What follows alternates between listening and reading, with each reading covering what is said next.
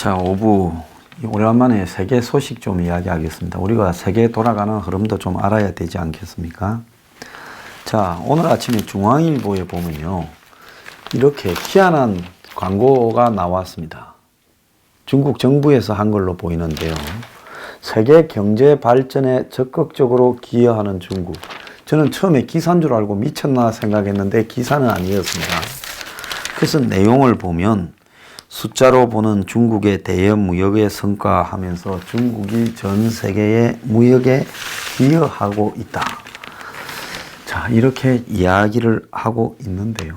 지금 오늘 동아일보에 보면 중국 곳곳에 개혁 개방을 이끈 등 사오팽이 초상화 뒤에 드리운 빈곤층의 그림자라는 제목으로 개혁 개방 노선 40년이 됐는데 급속한 경제 성장의 이면에 빈부격차가 악화되고 있다. 진폐증에 걸린 농민공만 600만 명이다. 어마어마한 이야기죠. 그래서 중국의 이런 빈곤이 심화되어 가고 있는 문제에 대해서 지적을 하고 있습니다. 자, 중국의 이 대표적인 다큐멘터리 사진 작가이자 사회운동가인 류강이라는 사람이 지금 중국 정부의 억류가 됐어요. 이 사람은 광부, 마약 중독자, 에이즈 환자들이 사는 마을 등 중국 사회의 이면에 이렇게 숨어 있는 비참함을 주로 이렇게 보도를 했습니다. 이 사람이 신장 위구르 지역을 방문해서 촬영하러 갔다가 지금 사라져 버렸어요. 자, 안보 요원은 보안 요원한테 끌려갔다는데 20일이 넘게 지금 연락이 안 되고 있다는 겁니다. 이 신장 위구르 지역은 이슬람을 믿는 위구르족이나 이 소수민족 등이 지금 100만 명이 강제 수용소에 구금되어 있는 지역입니다. 자, 이 사람은 중국의 에이저 마을을 과거에 이렇게 처음으로 사진에 담아서 공개한 적이 있었는데요.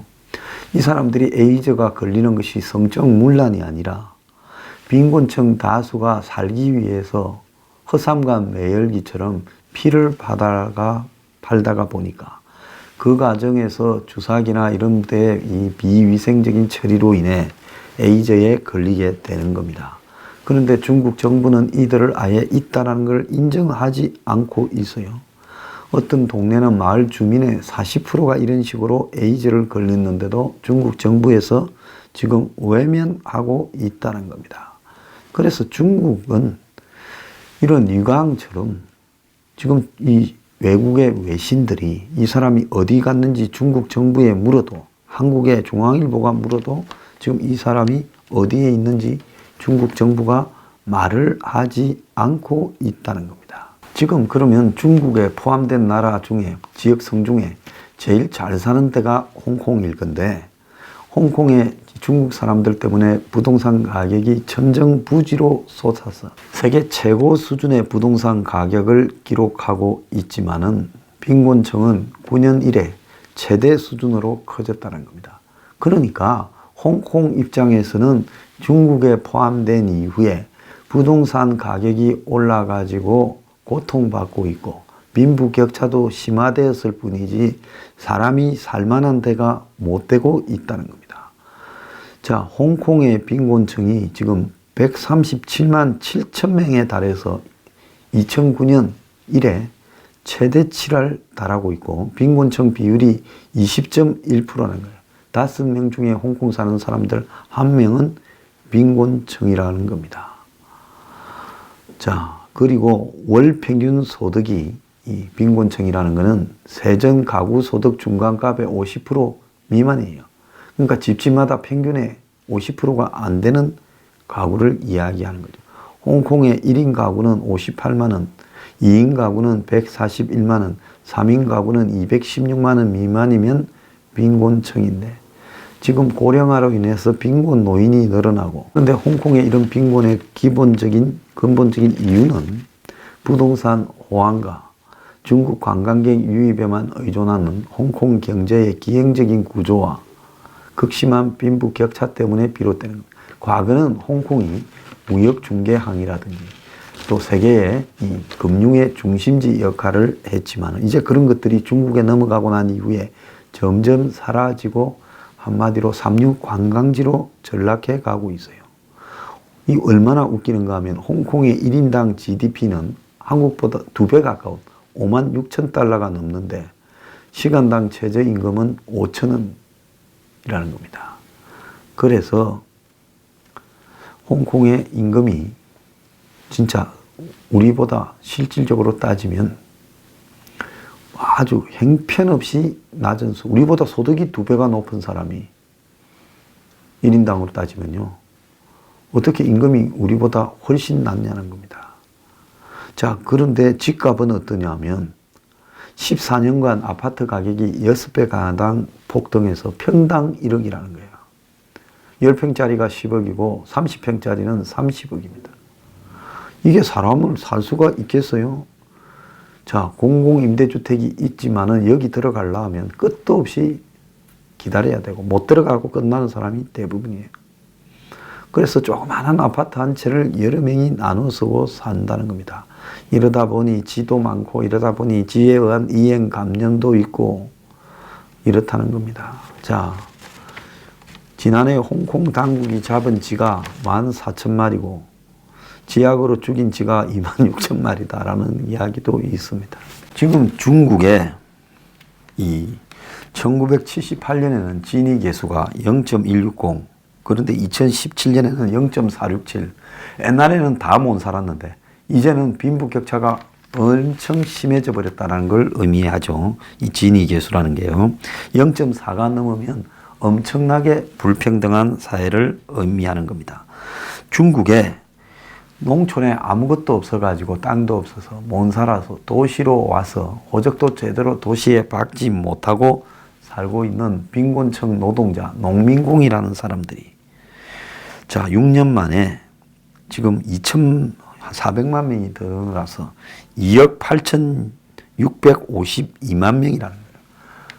미국의 인구만큼 돼가는 숫자가 중국의 농민공이라는 겁니다. 이 사람들은 사람답지 못하게 살고 있지요. 그러면 40년 동안에 물가는 얼마나 올랐냐? 33.5배가 올랐다는 겁니다. 그러니까 진폐증이 걸린 600만 농민공이라는 사람들이 진폐증 배상을 이야기하면서 지금도 곳곳에서 시위를 벌이고 있습니다. 근데 문제는 뭔가 하면 중국 사회에 사회복지라는 개념 자체가 없지 않습니까? 그러니까 피 팔다가 에이즈 걸린 사람을 정부가 없다고 하고 덮어버리고 그런 거를 갖다가 보도하는 사진 기자를 집어넣어 버리지 않습니까? 자, 이게 지금 말이나 되는 이야기입니까? 중국이 뭐 IT 혁명이 일어나서 무슨 IT가 한국 수준으로 오고 있다 하는 것, 그러기에 돈을 벌었다는 사람은 극소수고요. 한마디로 저소득층은 훨씬 더 못 살게 되는 겁니다. 지난해에 중국 관광객들이 1억 3천만 건 이상 해외 여행을 했고 그들이 쓴 돈이 1,150억 달러가 넘었다는데 중국 전체의 소비자 3분의 1에 달하는 3억 명이 가난한 사람들이 싸구려 물건을 사는 그런 이런 전자상거래망에서 물건을 구입했다고 합니다. 그 뭐 중국에 좀 산다는 사람은 거기서 물건을 사지 않는데요. 소득이 없는 사람들이 하도 많다 보니까 이런 사이트에서는 전부 가격 경쟁이라는 거예요.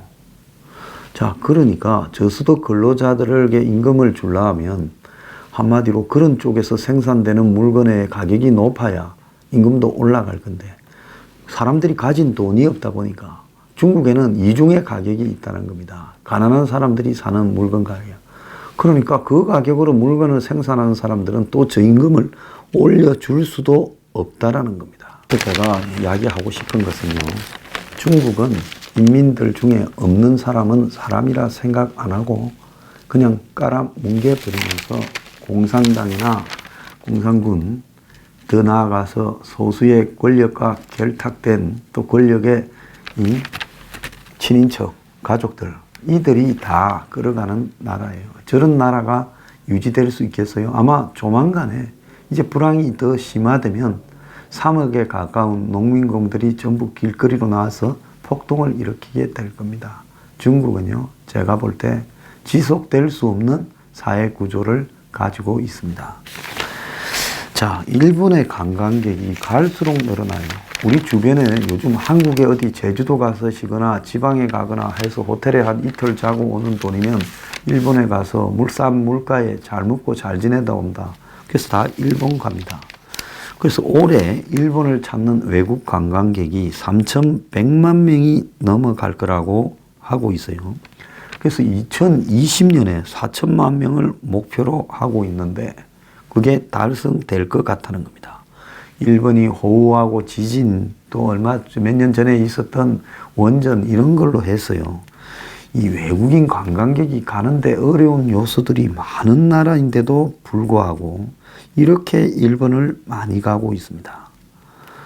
자, 아시아 관광객 의존도가 아주 높은데요. 지난해 전체 관광객 중에 86.1%가 아시아 관광객이고 한국, 중국, 대만 세 나라가 74.2%를 기록했다는 겁니다. 한국 관광객이 일본을 찾는 관광객 중국에 이어서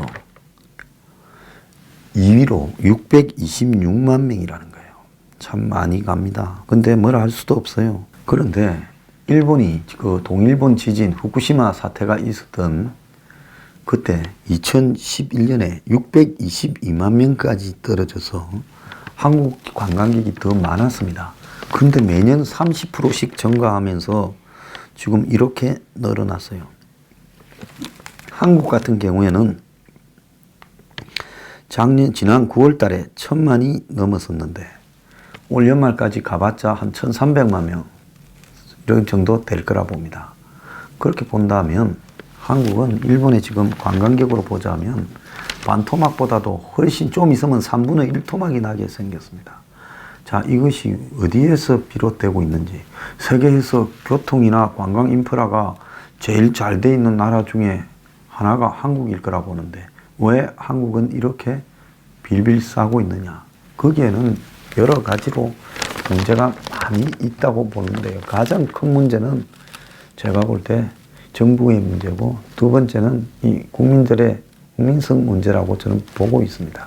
그런데 일본 경제가 요즘 약간 또 어려워지고 이러면서 관광 분야는 일본 경제를 먹여 살립니다만은 전체적인 일본 경제는 좀 어려워져 가서 내년에 많이 어려울 거라는 전망도 나와요.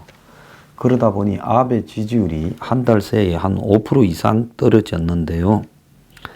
자, 아베가 최근에 일본이 드디어 외국인 노동자들을 수용하지 않으면 안 된다 해서 대규모로 외국인 노동자에게 문호를 개방하겠다라는 법을 갖다가 개정하다 보니까 이런 부분들 때문에 지금 이 이민 정책을 쓰고 있다.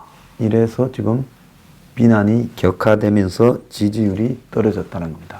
일본 사회 같은 경우는 외국 사람들이 가서 정착해 살기는 매우 어려운 나라죠.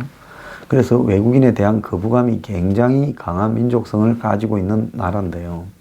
아베가 일본 경제를 위해서 규제 완화 차원이 아니라 아예 그냥 외국인이 와서 일하고 살 수 있게 만들겠다고 수십만 명에게 개방을 하는 문호를 열어 제꼈다가 지금 호되게 당하고 있습니다.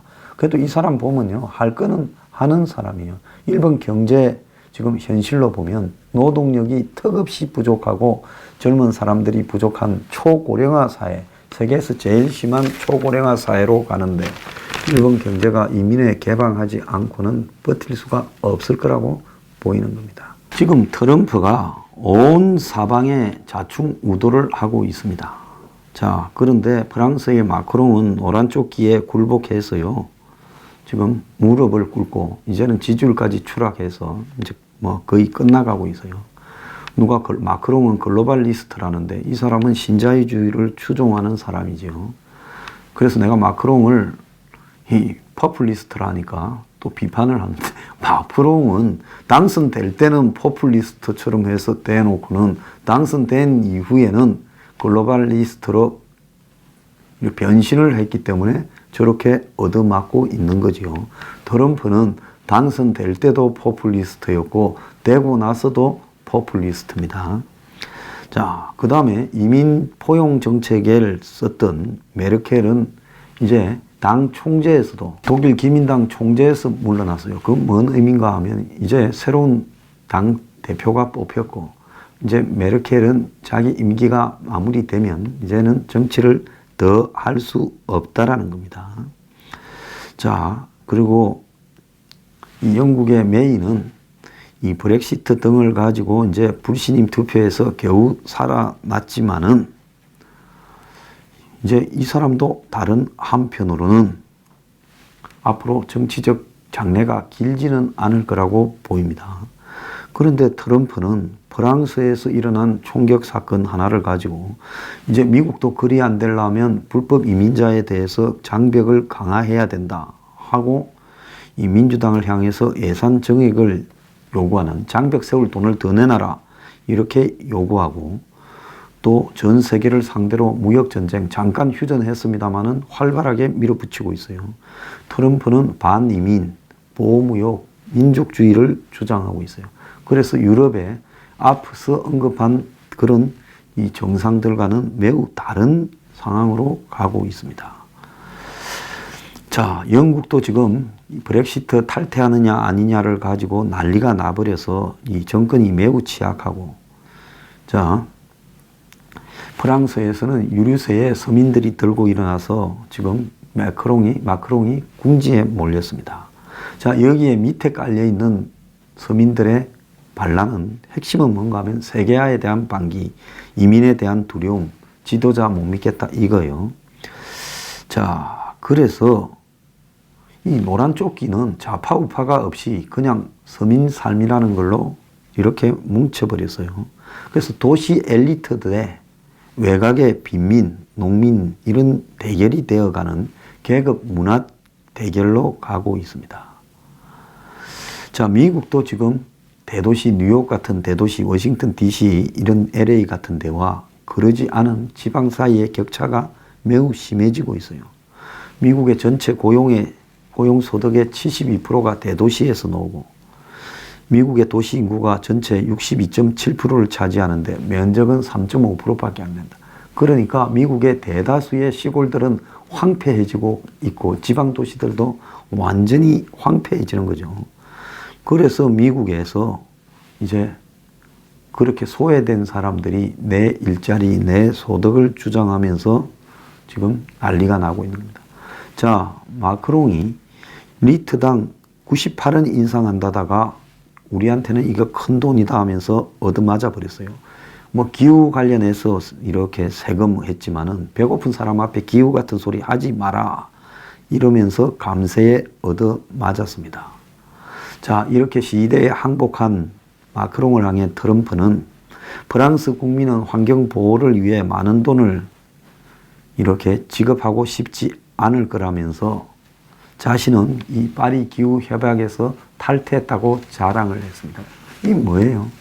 트럼프는 지금 서민들의 성향을 정확하게 읽고 그걸 갖다가 이용하고 있는 거죠. 자, 어떻게 보면 굉장한 파퓰리스트라고 볼 수도 있는 겁니다. 자, 이유는 영내 단일 이런 경제 공동체를 만든다 하고 이민자 보호를 주장한다 했지만은 트럼프는 뭐 EU나 외국과 단일 경제 체제 구축은 생각도 안 한다. 미국의 보호 무역을 갖다가 내걸고 철저하게 미국을 지키겠다. WTO 해서 중국만 좋은 일 시키지 않았냐 해서 미국이 요즘 WTO에 발을 슬슬 빼고 있죠. 자, 그러면서 트럼프는 중국 경제가 지금 어려움에 처해가고 있는데 내가 그렇게 만들고 있다고 하고 자기는 민족주의자로 미국 경제가 선전하고 있지 않느냐 이러면서 이제 미국이 세계의 정원사 경찰로서 역할을 하던 것을 내려놓고 이제는 2차 대전 이후에 세계화가 그동안 진행됐지만은 이 세계화가 만들어 놓은 거는 각국의 사회 구조를 빈익빈 부익부로 이렇게 만들어 버리고 세계화를 한다면서 이민 난민들만 온통 퍼뜨려 버린 겁니다. 그래서 2차 대전 이후에 계속된 특히 70년대부터 집중된 세계화가 이제 막을 내리고 있는 거 아니냐. 그러면서 오늘날은 이제 세계화의 주도 역할을 해야 될 미국이 손을 놔버리고 각자 알아서 살아라. 우리는 우리가 잘 살겠다 되면서 팍스 아메리카, 밀리터리 임페리얼리즘이라고 또 아메리칸 임페리얼리즘이라고 불리우는 미 제국주의는 트럼프가 그런 소리 하지 마라. 우리는 우리만 잘 먹고 사는 아웃사이더가 되겠다 하면서 지금 국경 장벽을 높이고 무역 분쟁을 일으키고 미국만 잘 먹고 위대하게 살자. 이렇게 미국의 소외된 국민들을 등에 업고 이렇게 가고 있는 겁니다. 소련의 붕괴로 냉전이 지금 종식된 지 30년인데 이제는 소련만큼 위협적인 나라도 없고 기껏해야 북한이 위협인데 미국은 최근에 세일 오일 때문에 사우디를 제치고 제1의 산유국이 됐어요. 로키 산맥에만 300년을 먹고 살 수 있어요. 과거에 미국이 중동에 개입하고 이라크, 아프간 전쟁을 하고 하던 것도 석유 때문에, 석유에 이제 이렇게 파급된 일들이었는데, 이제는 그런 것들을 할 필요가 없다는 겁니다. 자, 그래서 중동에도 손을 뜨고, 이제 그러니까 중동이 어떻게 됐어요? 혼란 덩어리로 나라마다 다 내전이고 복잡한 거예요. 그 다음에 방위비에 대해서도 이제는 나토도 돈 내고 한국도 돈 내고 일본도 돈 내라. 아니면 우리 철수하겠다. 그래서 트럼프 밑에서 지금 한국의 방위가 매우 어렵게 된다는 겁니다. 그런데 미국한테 도전하면 그냥 두지 않겠다고 지금 트럼프는 압박을 하고 있습니다. 실제로 국방비만 해도 이 러시아가 미국의 10분의 1에 불과합니다. 그 러시아는 더 이상 미국의 적수가 아니니까 과거 소련과 맺었던 IMF 단거리 미사일, 중단거리 미사일 배치 전면 금지에 탈퇴하겠다는 거는 이제 핵심이 중국인데 왜 우리가 이제 러시아 마시간 놈한테 미사일을 집중하느냐 이런 이야기겠죠. 1차 대전 100주년 기념식에서 트럼프 앞에서 민족주의는 애국주의 배반이다 이렇게 말을 하니까 트럼프가 네 지지율이나 잘 챙기고 네 국내 문제나 잘 챙기라. 너는 내보다 지지율이 한 20% 낮지 않냐 이렇게 이야기를 했습니다. 자, 지금 미국의 트럼프는요. 지금 이 포퓰리즘이라는 세계적인 추세를 잘 읽어서 급변하는 세계 질서에 어쨌든 가장 눈치 빠르게 적응하고 있는 것만큼은 사실이다. 제가 한국과의 안보 문제에서 트럼프를 비판하지만은요, 포퓰리즘이라는 분야에서 보면 매우 얕게 처신하고 있다. 이렇게 봐야 되는 겁니다.